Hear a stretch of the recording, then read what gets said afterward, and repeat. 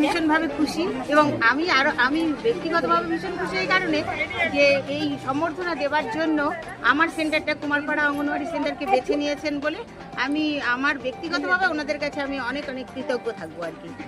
আর দ্বিতীয় কথা হচ্ছে আমাদের দীর্ঘদিনের লড়াই আন্দোলন ছিল যে আমাদের যে পরিশ্রম সেই পরিশ্রমের পারিশ্রমিক আমরা পাই না এবং সেইটা যে বর্তমান সরকার আমাদেরকে মূল্যায়ন করেছেন এই জন্য আমরা বর্তমান সরকারের অনেক অনেক অভিনন্দন জানাই এবং মানে আমাদের যে এইভাবে উনি দেখবেন এটা আমরা কল্পনার মধ্যেও আনতে পারিনি আর কি।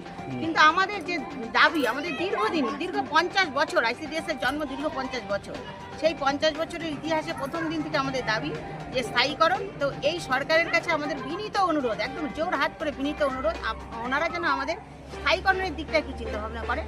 হ্যাঁ, আর হচ্ছে আমাদের যে পেনশন আমরা যে এতদিন কাজ করার পরে আমরা দেখেছি বর্তমানে যারা রিটায়ার করেছেন তাদের অনেকটা আমরা মানে আমাদের চোখে জল এসে যায় যে তারা অন্যের পরিচারিকা হয়েছেন। এত এই রকম একটা পরিশ্রমের কাজ করার পরে যদি তাকে অন্যের বাড়ির পরিচারিকা হয়ে জীবন নির্বাহ করতে হয় এর থেকে দুঃখজনক আর কিছু থাকে না। সেই জন্য আমাদের যেন একটা যে আমরা যেন ভবিষ্যতে পেনশনের আওতায় ভুক্ত হই এই সরকারের কাছে আমাদের সেটাও আমাদের দাবি থাকবে। আর যেটা করেছেন ওনারা করেছেন সেটা আমাদের সারা জীবন আমরা যতদিন বেঁচে থাকবো মনে রাখবো এই কারণে যে বিগত সরকার আমাদের কর্মীদের 600 টাকা এবং হেল্পারদের 400 টাকা বাড়িয়েছিলেন, সেই বাড়ানোর অবস্থায় আবার সেই টাকাটা ওনারা বন্ধ করে দিয়েছেন। এই জন্য আমরা ভীষণ দুঃখিত। আর আর কিছু বলবার নেই, এখানে যারা এসছেন মানে আনন্দে আপ্লুত হয়ে গেছি। হ্যাঁ, আগে ছিল আমরা রাজ্য সরকারের কাছে পেতাম 4,500 টাকা আর কেন্দ্রীয় সরকার আমাদের দিতেন 4,500 টাকা, মোট আমাদের 9,000 টাকা ছিল। আর এই বর্তমান সরকার আমাদের 5,000 টাকা অনারিয়াম বৃদ্ধির ফলে আমরা এখন 14,000 টাকা পাবো। এবং আমরা যে এই যে 5,000 টাকা উনি যেদিন ঘোষণা করেছিলেন সেদিন তো আনন্দ পেয়েছিলামই, কিন্তু বিগত সরকারের কাণ্ড কারখানা দেখে যে আমাদের আবার এটা তো বন্ধ হয়ে যাবে না তো।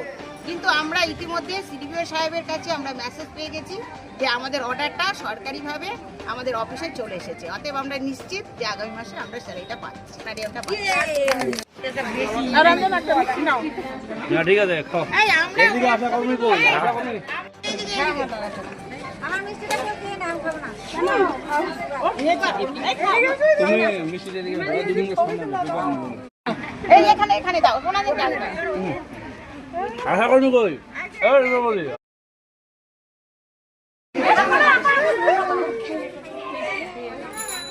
তোমাদের স্লোগানটা দাদা বলতে একটু মারো তো, তোমাদের স্লোগানটা বন্দে মাতরম করো মিষ্টি খাও।